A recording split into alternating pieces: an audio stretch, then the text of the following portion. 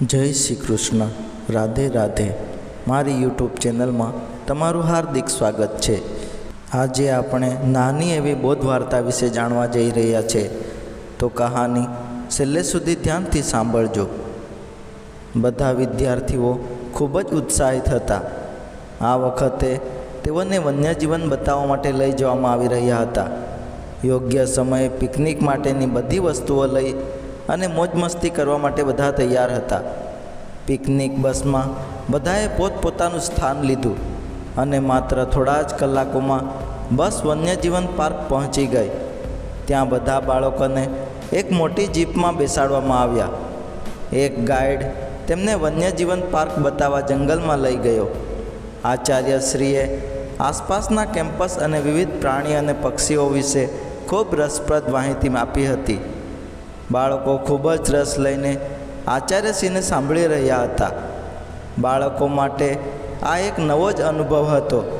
તેઓ બધા વન્યજીવન અને જંગલી પ્રાણીઓને જોઈને આનંદિત થયા. જ્યારે રોમાંચક મુસાફરી ચાલી રહી હતી, અચાનક ગાઈડે બધા વિદ્યાર્થીઓને શાંત રહેવા કહ્યું. ચૂપ, તમે બધા એકદમ શાંત થઈ જાઓ.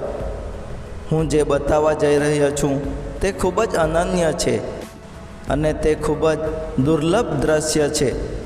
એ સમયે જીરાફ પોતાના બચ્ચાને જન્મ આપી રહી હતી. બધા વિદ્યાર્થીઓએ ખૂબ જ રોમાંચક સાથે દ્રશ્ય જોવાનું શરૂ કર્યું. માદા જીરાફની ઊંચાઈ નોંધપાત્ર હતી. તેથી બચ્ચાનો જન્મ થતાં જ તે ઘણી ઊંચાઈ પરથી નીચે જમીન પર પડ્યું અને જમીન પર પડતાની સાથે જ તેના પગ અંદર વાળી દીધા. બચ્ચાને એમ જ લાગ્યું કે તે હજી આ નવી દુનિયામાં આવ્યો નથી, તે તેની માતાના ગર્ભાશયમાં જ છે. માતાએ નીચે નમીને બાળકને પ્રેમથી જોયું અને તેની લાંબી જીભથી પંપાળવા લાગી. બધા વિદ્યાર્થીઓ ઉત્સાહથી જોતા હતા. અચાનક ત્યાં એવી વિચિત્ર ઘટના બની જે વિદ્યાર્થીઓએ વિચાર્યું પણ ન હતું. માદા જીરાફે તેના બચ્ચાને જોરથી એક લાત મારી અને બચ્ચું તેના સ્થાનેથી બીજી બાજુ ઊંધું વળી ગયું. બધા વિદ્યાર્થીઓ જોરથી બોલ્યા, સાહેબ, તમે માદા જીરાફનું કંઈ કરો, નહીંતર તે બચ્ચાને જીવતું મારી નાખશે.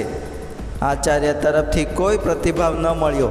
તેથી બધા વિદ્યાર્થીઓએ ફરીથી તે દ્રશ્ય તરફ ધ્યાન આપવાનું શરૂ કર્યું. બચ્ચું તેના સ્થાને ઉઠવા માટે વારંવાર પ્રયાસ કરી રહ્યું હતું. ત્યારબાદ માદા જીરાફે તેને જોરથી બીજી લાત મારી. બચ્ચું આ લાતથી તેના સ્થાનેથી ઊભું થઈ ગયું અને જેમ તેમ કરીને ચાલવા લાગ્યું. આવી રીતે જોત જોતામાં માદા જીરાફ અને તેનું બચ્ચું જંગલમાં અદૃશ્ય થઈ ગયા. આવા દ્રશ્યને જોતાં બધા વિદ્યાર્થીઓ આશ્ચર્યચકિત થઈ ગયા અને ગાઈડને પૂછ્યું કે શા માટે તે પોતાના બચ્ચાને આવી રીતે લાત મારી હતી. જો તેના બચ્ચાને વધારે લાત લાગી ગઈ હોત અને તેને કંઈ થઈ ગયું હોત તો? હવે આચાર્યશ્રીએ કહ્યું, ધ્યાનથી સાંભળો. જંગલમાં ઘણા હિંસક અને ભયંકર જીવો રહે છે. અહીં બચ્ચાનું જીવન એ વાત પર આધાર રાખે છે કે તે કેટલી ઝડપથી ચાલવાનું શીખી જાય છે. માદા જીરાફ જો આવું ન કરત અને બચ્ચાને આ જ સ્થિતિમાં રાખત, તેને લાત ન મારત, તો કદાચ તે તેના બચ્ચાને ઊભું કરી ન શકત. આ વાર્તા પરથી આપણને બોધ મળે છે. આપણા માતા પિતાએ આપણને જીવનમાં ઘણી વખત ઠપકો આપ્યો હશે. ક્યારેક તેઓ ખરાબ કહે છે, એ સ્વાભાવિક રીતે આપણને ગમતું નથી. પરંતુ હવે આ વાર્તા સાથે સાંકળીને આપણે વિચારીએ તો આપણે જે કંઈ પણ છીએ તે આપણા માતા પિતાના ઠપકાને લીધે જ છીએ. જેથી કરીને મિત્રો, આપણે આપણા જીવનમાં ક્યારેય આપણા વડીલોની કઠોરતાની દિલમાં ન લેવી જોઈએ.